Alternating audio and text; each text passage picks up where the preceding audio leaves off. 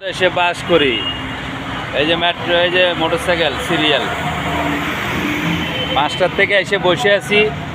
বলে তেল, প্রথম বলছিল কি অকটেন নাই, এখন যখন 7টা বাজে বলে কি পেট্রোলও নাই।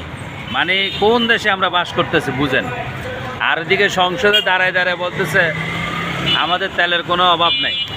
সেই তেলটা কই তোদের হোগায়, সে তেলটা কই? সংসদে দাঁড়ায় বলতেছে তেলের অভাব নাই। যখন প্র্যাকটিক্যালে পেট্রোল পাম্পে আসলাম আজকে, এই যে দেন এই সব গাড়ি দাঁড়ানো, এখন বলতেছে অকটেনও নেই, পেট্রোলও নেই।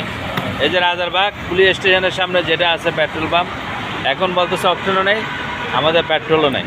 ঠিক আছে, অথচ সংসদে বলে কি আমাদের পর্যাপ্ত তেল আছে। সেই যে তেল নাই বলতেছে, এই যে তেল নাই, হেঁটে হেঁটে বলতেছে পর্যাপ্ত যে তেল আছে সংসদে দাঁড়ায় বলেন আপনারা সেই তেলটা কোথায়? তারেক রহমানের এখানে তেল, শুধু তেল মারতেছ, কথায় কথা তেল মারতেছ, আর আমরা তেল পাইতেছি না। হ্যাঁ, পাম্পে এসে তেল নাই, পাম্পে প্র্যাকটিক্যালে আসেন, ফজরের নামাজ পড়ে আসছি, এই যে এখন কোনো বড় তেল নাই।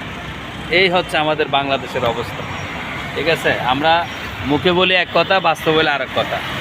আসলে তেল নাই এখন। আমি যেহেতু প্র্যাকটিক্যালে আসলাম ফজরের নামাজের পরে, যেহেতু আমি তেল পাচ্ছি না, তার মানে বুঝেন যে তেল নাই।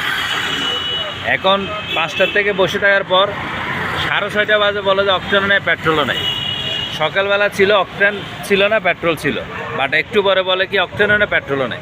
কোনটা বিশ্বাস করবো? সরকার বলতেছে আমাদের পর্যাপ্ত তেল আছে, তো তেলটা কোথায় ভাই?